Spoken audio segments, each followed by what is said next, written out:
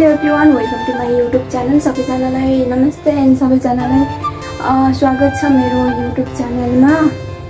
आज चाहिँ मेरो ड्युटीको अफ छ, त्यसैले चाहिँ म ड्युटीमा गएको छैन र मेरो रुम पनि एकदमै फोहोरो छ। सो हप्तामा चाहिँ एक दिनै छुट्टी हुन्छ, त्यही भएर केही पनि गर्न पाइँदैन क्या। अनि त्यही भएर लुगाहरू पनि जतासुकै फैलेको छ, जतासुकै चाप्पै अनि फालिदियो क्या, किनकि भ्याउँदैन नि त, भ्याउँदैन गर्नलाई।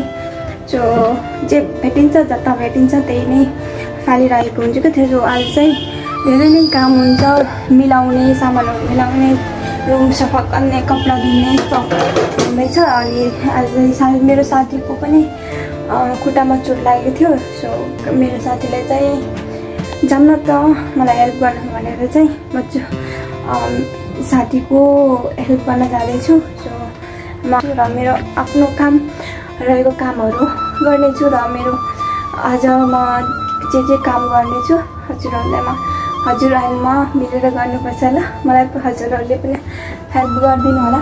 सो मेरो साथी चाहिँ यो हो क्या, यो मेरो साथी मेरो साथी यो भएपछि चाहिँ मलाई कोही पनि चाहिँदैन कि। सो गीत सुन्दै मजाले बन्दा कोठामा मजाले एक्लै नै म रमाउने खालको मान्छेको। सो मलाई यस्तो वातावरण नै राम्रो लाग्छ कि म पहिला साथीलाई हेल्प गर्न चाहन्छु। अनि आएर चाहिँ म मेरो म्युजिक साथीसँग चाहिँ रमाउने काम गर्नेछु। सो अहिले ब्लग बनाउँछु क्या, मैले ब्लग बनाउँछु। जिना साफ गरेको के भन्ने लाग्यो यस्तो जिना साफ गरेको पनि भिडियो बनाउँछु। एकदम त खतरा बनाउनु चाहिँ तपाईँले मैले ब्लग भन्ने थाहा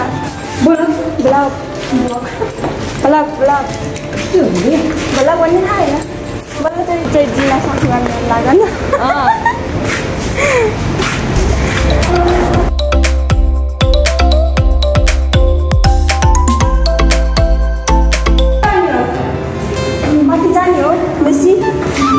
हेलो गाइज, आज चाहिँ मेरो साथीको खुट्टामा फोन आउँथ्यो, म चाहिँ यसलाई हेल्प गर्न आएको। वाउ, देख्न त यहाँबाट राम्रो देखिँदो रहेछ है,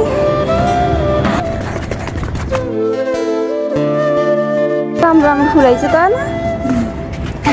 आज कौन चोरेर लाने यो कडी पत्ता उसै उखालेर हाल्नु न।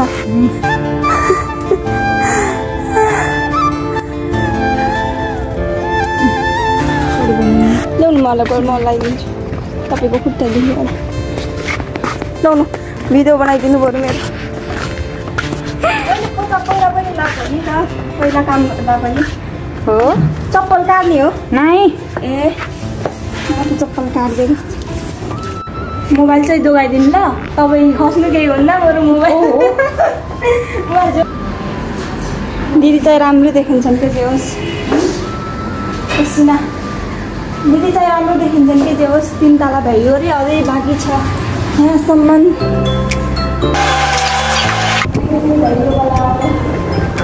त्यो रहेछ दिदी लाउनु हुन्छ। फाइनल्ली काम सकेर रुममा जान लाग्यो। सो म चाहिँ सबै काम भइसकेँ। अब चाहिँ यहाँ कपडा धोएर सुकाएको थिएँ, 50 रुपियाँ मात्रै थियो, त्यही पनि भिज्यो। ल 50 रुपियाँ भिज्यो फाइटमा।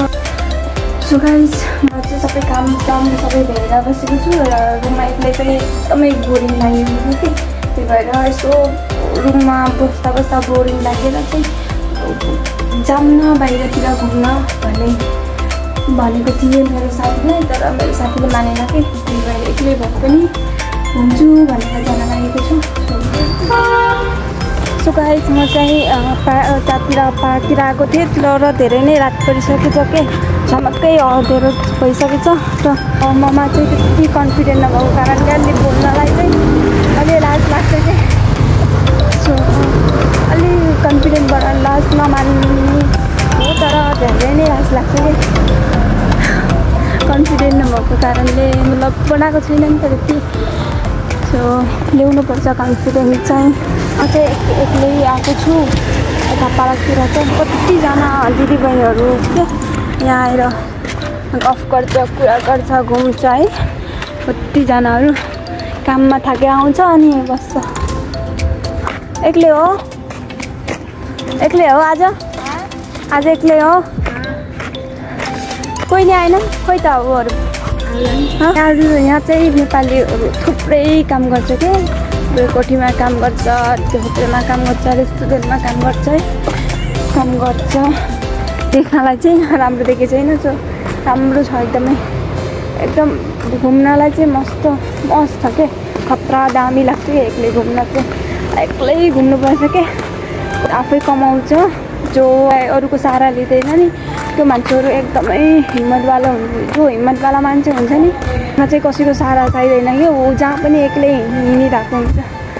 त्यो रुममा पनि एक्लै छु, यताको साथी छ कहिलेकाहीँ यताउति गर्दाखेरि। सो ऊ साथी त सधैँ हमेसा साथमा त हुँदैन नि त।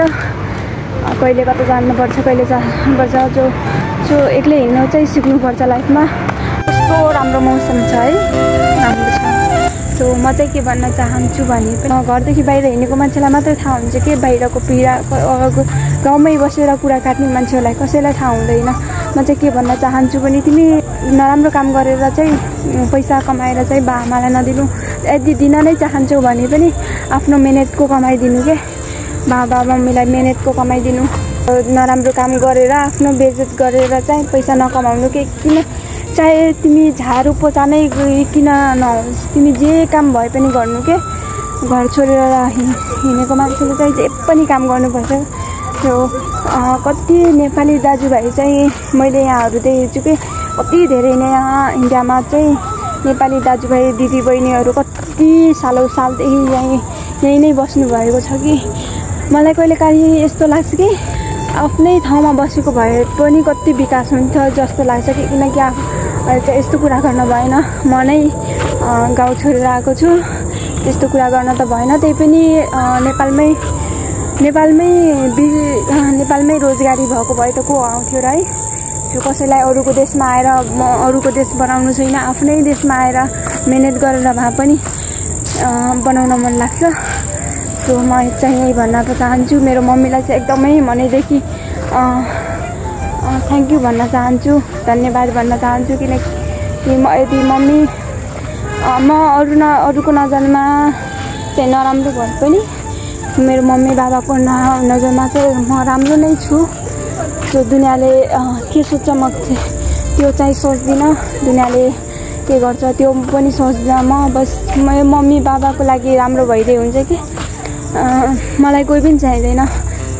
सो मेरो मम्मी बाबालाई एकदमै माया गर्छु। मैले मम्मी बाबालाई चाहिँ आफ्नो पीडाहरू कहिले पनि सुनाउँदिनँ कि। किनकि उहाँहरू एकदमै बुढो भइसक्नुभयो है। अब आफ्नै पीडा कसले बुझिदिन्छ र मम्मी बाबाको है। हामीले सुनाएर झन् तनाव दिन त भएन नि त। म जति पनि कुराहरू छ मेरो मनमै हुन्छ, मनमै रहन्छ, कहिले सुनाउँदिनँ। मैले दुःख पाएँ सुख पाएँ यो भयो त्यो भयो म कहिले पनि भन्दिनँ। अन्त मेरो चाहिँ सानो सानो भाइ बहिनी छ। सानो सानो भाइ बहिनीलाई पनि म एकदमै आफूलाई भन्दा पनि धेरै माया गर्छु सानो सानो भाइ बहिनीलाई। उनीहरूलाई केही पनि थाहा छैन बाहिरको बारेमा। एकदमै सानो छ, उनीहरूले केही जानेको छैन। सो आफूले भएसम्म त आफ्नो परिवारको लागि एकदमै गर्न मन लाग्यो। के गर्ने, आफ्नै कमाइले यहाँ पुग्दैन। सो मम्मी बाबा तपाईँहरूले टेन्सन नगर्नु। जहाँसम्म हिँड्छ, जहाँसम्म पाइला रोकिँदैन त्यहाँसम्म सत्य नै बाटो हिँड्छ।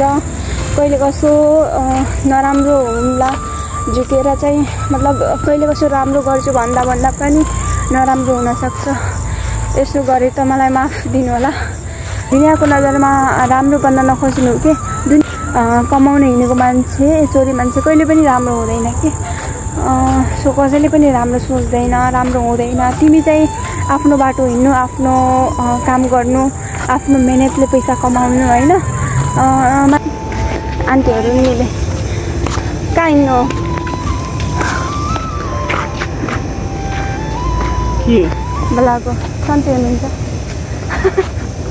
कसले लिएर हिँड्ने कि ब्लग हो कि म तपाईँहरूको भिडियो खिची ब्लग बनाउँदै हिँड्दैछु हेर्नु म घरमा बस्दा बस्दा रुम बोर भएर यी ब्लग बनाउँदै हिँड्नु कोही पनि नभएर पुरा गर्दैछ ए भिडियो पुरा गरेको कस्तो हुनुहुन्छ यार आन्टी छुट्टी भयो उता हाम्रो कमरातिर आउनुपर्छ 64 घण्टा कोठी हो होइन अहिले त भ्याकेन्सी मेरो साथी चाहिँ खाली छ उतापट्टिको भपारमा त्यही लगाइदिन्छु भनेको ज्याप म चाहिँ घुमेर आएँ अब चाहिँ रुममा जाँदैछु सो रुममा गएर अब मजाले सुत्ने हो अब बिहान उठेर फेरि ड्युटी जाने हो त्यस्तै छ हाम्रो लाइफ सो गाइस म चाहिँ रुममा आइसकेँ अब चाहिँ सुत्नुपर्छ भोलि ड्युटी पनि जानुपर्छ नि त सो रातभरि भिडियो बनाएर त भएन सो ड्युटी पनि गर्नु पऱ्यो ड्युटी नगरे कसले खाना दिन्छ कसले रुम रेन्ट दिन्छ सो आजको लागि यति नै र अर्को भिडियोमा भेट हुनेछौँ